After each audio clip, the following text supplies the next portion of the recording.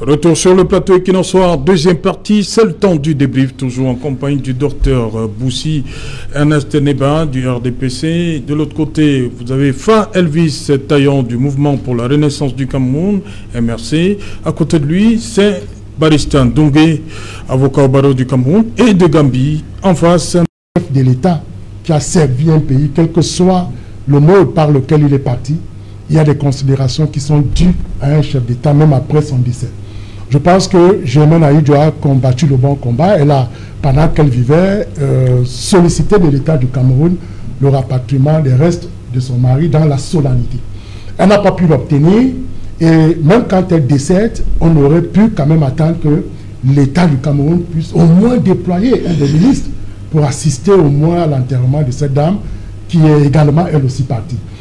C'est avec une main tremblante, et vous savez, c'est Jean Autour, que je vais me diriger vers le président de la République pour lui dire, monsieur le chef de l'État, Aïdjo a transmis le pouvoir pacifiquement au président Paul Biya. C'est resté emblématique en Afrique, on ne l'avait jamais vu. Et une fois que le couple est décédé comme c'est le cas, je pense que la famille n'est pas au-dessus de l'État. C'est l'État qui est au-dessus de la famille. Donc c'est l'État qui doit décider de rapatrier décidément donc, les restes de ce couple, de ce premier couple présidentiel au Cameroun. Parce que je vais vous dire, c'est Jean Autour, le chef de l'État, on l'a vu au décès de Justin Dioro, un Bamois, il y a eu des tracassions sur le deuil de ce monsieur et le chef de l'État a décidé qu'il soit enterré à son village. à Kiki. À Kiki. Vous voyez donc que le chef de l'État peut décider justement de la gestion de rapatriement de ces corps au Cameroun, de ce couple présidentiel, et je pense que la décision lui incombe amplement, et ce sera pour ma part un acte historique et emblématique si le président de la République rapatriait les restes de ce couple présidentiel qui a marqué quand même l'histoire du Cameroun. Voilà, rapidement, on va faire le tour. Mr. Elvis Taillon, what do you have to say about what is coming from Dakar, Senegal? Well, the good thing from Dakar, Senegal is an aspect of humility, because you know we have a system where some regimes are arrogant by their virtue of the way they operate. I would tell you that if it's in Cameroon, you get an order, you are invited to come to the presidency. You will not find the president going down to meet you. Voilà. So now what beats my imagination is Macky Sall is not a Cameroonian, but he decides to accord humility and respect and going to the house of Amadou Aïdjo and the wife, Germaine Aïdjo. And at the same time, that's not all, but also promising to take charge of their family. That is, any need that is around them, the state, that is Macky Sall as a president, take charge of that. We have never seen this kind of thing before. I understand that if you are in Cameroon and that kind of thing happens to you, they will even forget about you. And that's why you see, I will tie with Dr. Esomba, who talks of the fact that under normal condition, the head of state is supposed to do all it takes for the corpses to be repatriated. It will be an honor. But I think that above all such, this humility, because when people ruled on Trojan horses, it's only you find the arrogance. People say on va le neutraliser, on va le montrer à gauche à droite. You don't have this humility. People can tell them no, on va arranger, ça va s'arranger. If we had this kind of system with Macky Sall, even in the current crisis search, I would tell that the thing would have ended alone. Because you will not get people flaring up and thinking that because they have the power. Of course, Macky Sall tells us that he is a servant. For us here, we are saying that we are leading. And therefore that bossy attitude is which we must say either you do this thing or you don't do. So I think that we need to close ENAM as it is. ENAM needs to be closed. Tous les problèmes du Cameroun, c'est l'ENAM. ENAM needs to be closed because the kind of persons that come out of it too, at a point in time, as per the formation, does not give us this kind of virtues we are incarnating. Because it is administration. And public administration for that matter. It is very, very important. Voilà, Baristan Dongé, cet acte, ce geste du président Macky Sall, comment l'interprétez-vous? Oui, Serge Alain, pour moi c'est le bon sens. C'est un geste symbolique. Quoi de plus normal de rendre un tel hommage à un président de la République à qui vous avez offert de l'exil? Je voudrais tendre la main à Dr. Esomba en faisant une doléance au président de la République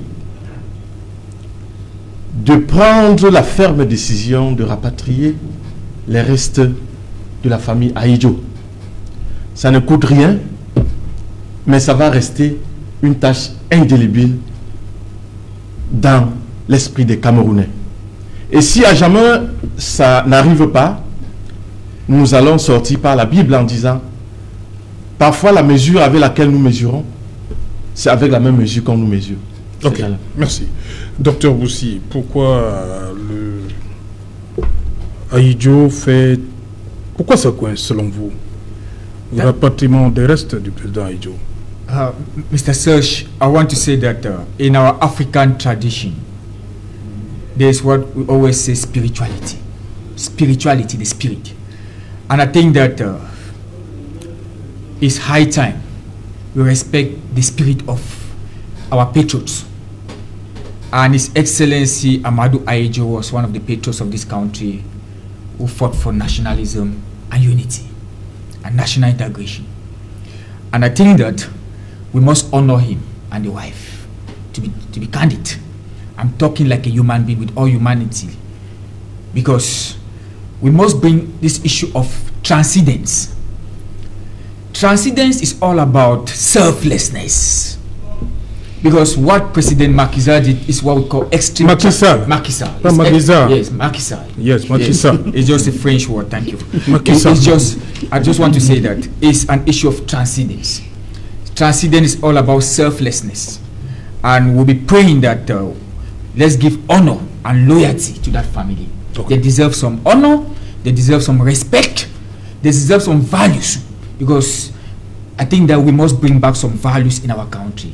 And I'll be praying that in the days ahead, in the months ahead, in the years ahead, let His Excellency President Paul Biya think about this. We should rethink and bring back the corpse of our first president back to his homeland so that the spirit can rest in peace. Thank you. Voilà, merci. Le président de la transition Ba-Endo et le premier ministre Mokhtar Ouane ont été démis de leurs fonctions hier.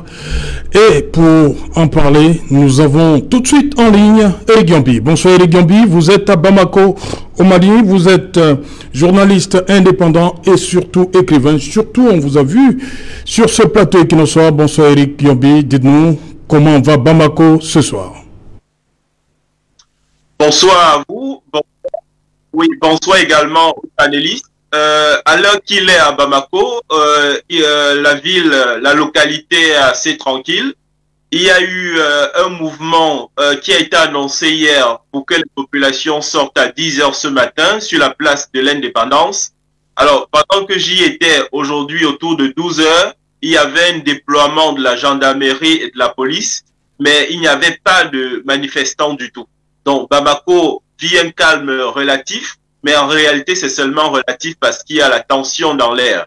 Vous savez sans doute que depuis, vous l'avez annoncé, il y a eu un coup d'État dans le coup d'État, c'est-à-dire que le Premier ministre Mokhtar Ouane et le président de la transition, Bandao, sont en détention dans le camp militaire de Kati. Kati, c'est bien entendu ce détachement où tout part, n'est-ce pas, depuis toujours, les coups d'État et qui changent l'ordre politique dans ce pays qu'est le Mali. Alors, il y a une situation assez difficile en ce moment. Vous savez sans doute que c'est le mouvement du 5 juin qui a contribué à l'installation du coup d'État. Le mouvement du 5 juin, c'était un mouvement hétéroclite, les partis politiques, la société civile, entre autres. Et dans cette société civile, nous pouvons, n'est-ce pas, bien entendu, parler du cinéaste très connu, Cheikh Oumar Sissoko, qui portait un mouvement qu'on appelle Mali Nouveau, ou en Bambara, Mali Koura. Alors, donc, c'est cette coalition qui a pacifié le terrain, préparé le terrain, et le coup d'État s'est fait. Malheureusement, par la suite, il n'y a pas eu une part importante de cette société civile, de ces partis politiques dans le gouvernement. Donc, ce à quoi nous avons assisté hier, c'est tout simplement, n'est-ce pas, une sorte d'équilibre des forces dans cette transition civilo-militaire. Le Premier ministre et le président de la transition incarnant le courant civil, malheureusement, n'ont pas pu avoir une place prépondérante en face des militaires qui eux-mêmes veulent garder le pouvoir. Quoique les deux ministres, ceux de la Défense et de la Sécurité, aient été changés pour d'autres militaires, mais visiblement le nom des deux qui ont été changés, ça fait visiblement mal, n'est-ce pas, du côté de la transition militaire avec le colonel Assimi Goïta. Voilà, Eric Gambi, pour le colonel Assimi Goïta, vice-président de la transition, et c'est également l'homme du 18 août 2020, pour le colonel Assimi Goïta, justement, il accuse le président de la transition et son premier ministre d'avoir enfreint à la charte de la transition. Dites-nous, qu'est-ce que ça veut dire concrètement? Qu'est-ce qu'on devrait comprendre par là? En réalité, cet article 7 stipule qu'ils ont des hautes prérogatives, les militaires, en ce qui concerne la situation sécuritaire. Alors, ils n'auraient pas été consultés en vue, n'est-ce pas, de la constitution de ce gouvernement. Vous devez savoir que ce gouvernement a été annoncé à l'ORTM, c'est-à-dire à l'Office des radios et télévisions du Mali. Ça a été annoncé publiquement. Et c'était dans le cadre d'un service minimum parce que le Mali est en grève depuis la semaine dernière en ce qui concerne ces services. Alors, dont les militaires accusent le Premier ministre et le président de la transition n'avoir pas respecté les prérogatives militaires. Mais je crois que profondément, c'est la question de l'équilibre des forces au sein, bien entendu, de cette transition civilo-militaire. Les uns voulaient incarner, n'est-ce pas, un retour à la normale avec une plus grande prévalence des forces civiles à l'intérieur de cette transition, mais les militaires la main et voulant privilégier surtout certains d'entre eux. Gambi, dernière question pour sortir. Est-ce que ce qui s'est passé au Tchad par rapport à l'adoubement de la junte militaire là-bas a inspiré le colonel Assimi Goïta? Ce qui se passe aujourd'hui au Mali, est-ce que le Tchad a parlé au Mali? Non, la situation au Mali est une situation totalement différente. Le Mali vit déjà dans une particularité. Le nord du Mali a un mouvement l'Azawad, qui est un mouvement qu'on pourrait qualifier de sécessionniste puisqu'il réclame son autonomie tout au moins, si ce n'est quelquefois l'indépendance. Au centre du Mali, ce pays est très perturbé par, bien entendu, des mouvements djihadistes. Et on connaît une confrontation entre une ethnie qu'on appelle les Dogons et bien entendu ces mouvements terroristes. C'est un pays qui est énormément perturbé par des défis sécuritaires et le commun, le Malien lambda aurait aimé que les militaires se concentrent sur la défense du territoire et lâchent un peu du lest dans le cadre de la transition. Donc, ce qui se passe en ce moment au Mali n'a rien à voir avec les réalités du Tchad, ça n'a inspiré personne.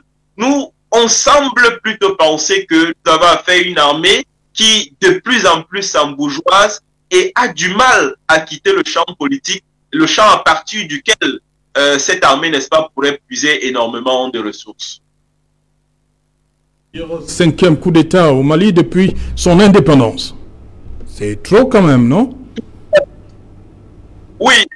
Vous savez, le Mali a une longue tradition de coup d'État, mais beaucoup plus une longue tradition de contestation. Vous savez, les marches ici au Mali sont très encadrées. À partir du moment où vous avez votre déclaration de manifester, la police est présente pour encadrer les manifestations.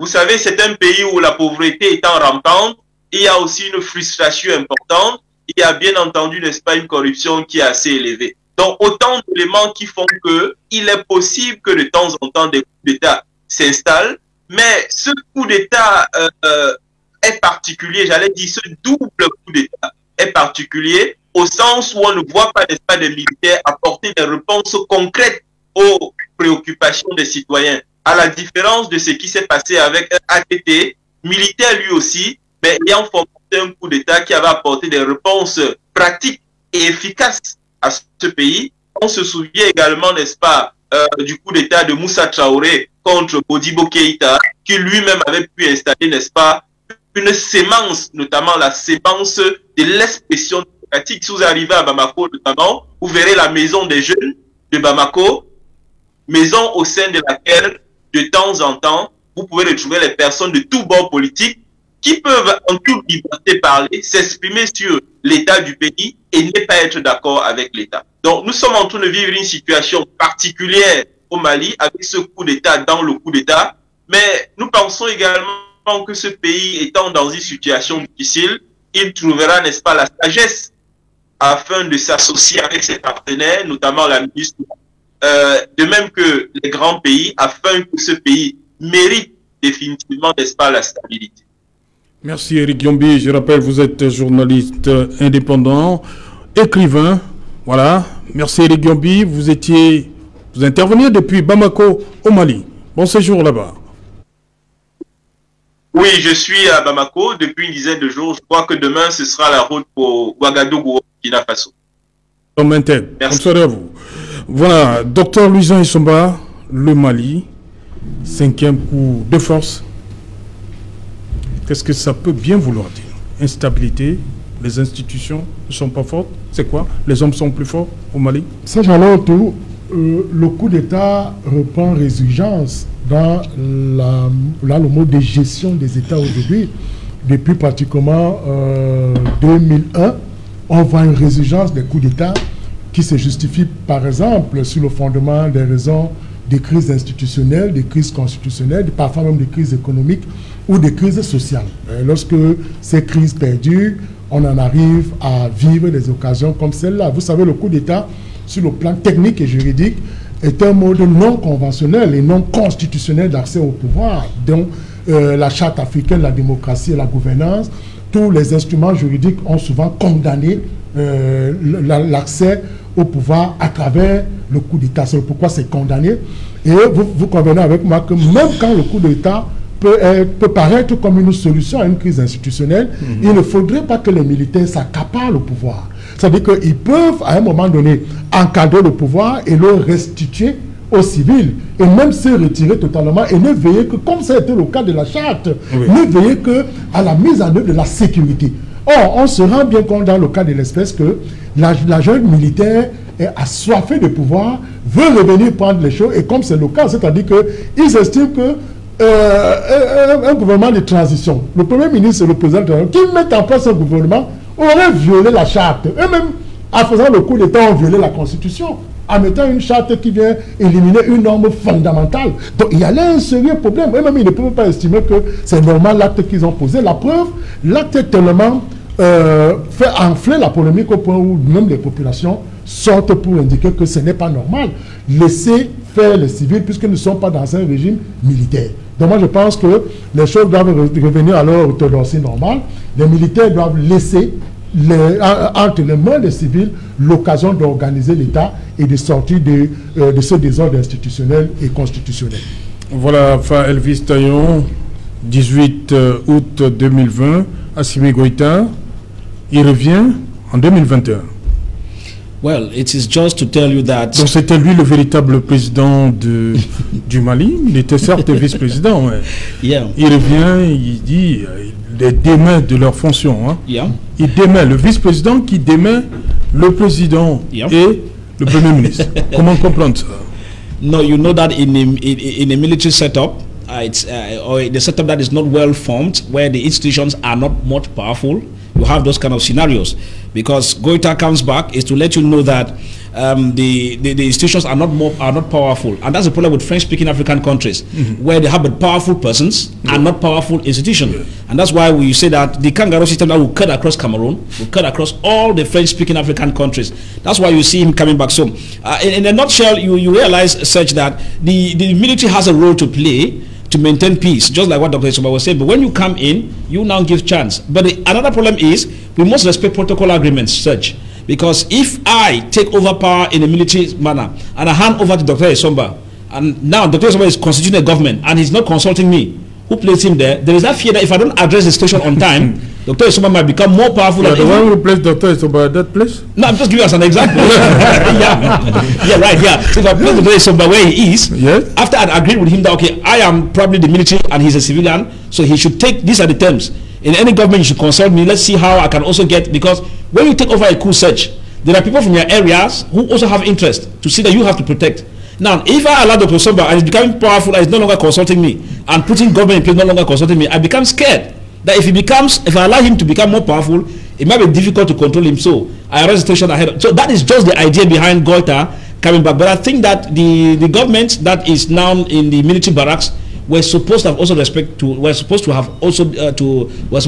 the terms. In order, if they had done so, this scenario we have here will not have come into place. It's true, it's unconstitutional, but something went wrong somewhere because surely they were putting in place the government, forgetting about national unity and the interests of those who were at hand. And that's the same kind of system we have here, where a non-result comes out, you have members of the same family inside. It is a kangaroo system. They all have to go on retirement, all of them, all, the CPDM, including Dr. Busi here. They have failed and failed woefully.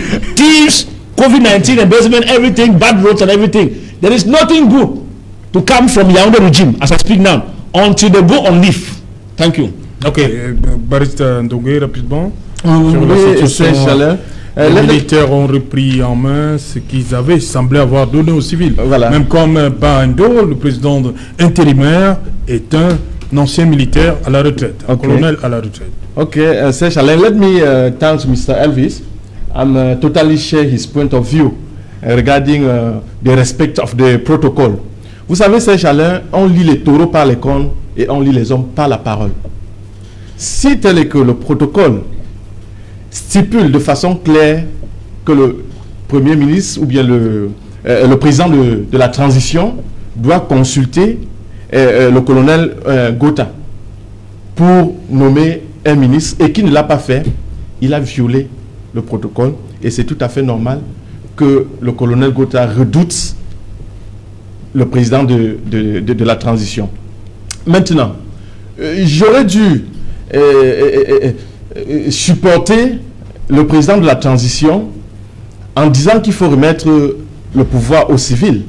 Mais quand j'ai suivi sur une chaîne concurrente tout à l'heure, où les Européens commencent à dire l'Union européenne condamne ce coup d'État, l'Union africaine et tout, ça commence un peu à nous faire réfléchir parce que nous savons qu'il n'y a pas d'amitié avec ces gens-là. Quand ils commencent déjà à supporter quelqu'un, il y a de quoi s'inquiéter. Donc, si tel est que le colonel Goita récupère le pouvoir dans l'intérêt du peuple malien, ça sera une très bonne chose. Mais je ne suis pas d'accord. Vous légitimez le coup d'État? Je ne légitime pas le coup d'État. Le fait est là. On doit faire avec. Présentement, ils sont détenus dans le camp militaire de Kati. Nous devons faire avec et analyser. Okay. C'est pourquoi j'ai dit, si c'est dans l'intérêt du peuple malien, c'est tant mieux. Mais on doit apprendre à respecter la parole qu'on donne. Oui, rapidement, Dr. Boussi, on the programme. Okay, thank you, Mr. Serge. I want to say that we must try to respect the constitution in Africa. What will make Africa change is the respect of constitution. Where you can rule for a mandate, you come back again once, and then you leave it to other people. Which is not the same CPDM. But the truth is that African democracy is still young. It's not yet matured. It's a process. Okay. And with this process, we need change of mindset. What will change Africa is change of mentality, change of mindset, legacy. What can build Africa is legacy. I don't believe in coup d'etat. I don't believe in military junta. I don't believe in military regimes. Look at what is happening in Chad today. Chaos. The military is there. The people don't want the military. Look at what is happening in most Central African countries, CEMAC zones. The military. When the powerful Mugabe was there, the military took him there. But what about the political roadmap of the country? I think that civilian governance is the best. The thing that is what is killing Africa is an issue of elections. Election malpractices, tribalism, corruption, nepotism, and an economic crisis, and the people are crying. And I think that what will solve, I want to say that the African Union is a toothless bulldog. I've not always seen the African Union solving the African problems. I think that we should change our mindset. Thank you. Merci, merci Dr. Boussi. Merci à vous, Dr. Isomba. Merci Fa Elvis Tayon for coming. Thanks very much, Serge. Yes. Merci Barista Ndongé. Madame, Monsieur, nous sommes arrivés au terme de ce numéro et qu'il en soit. Bonsoir. Montez Jouvence. Bien, merci.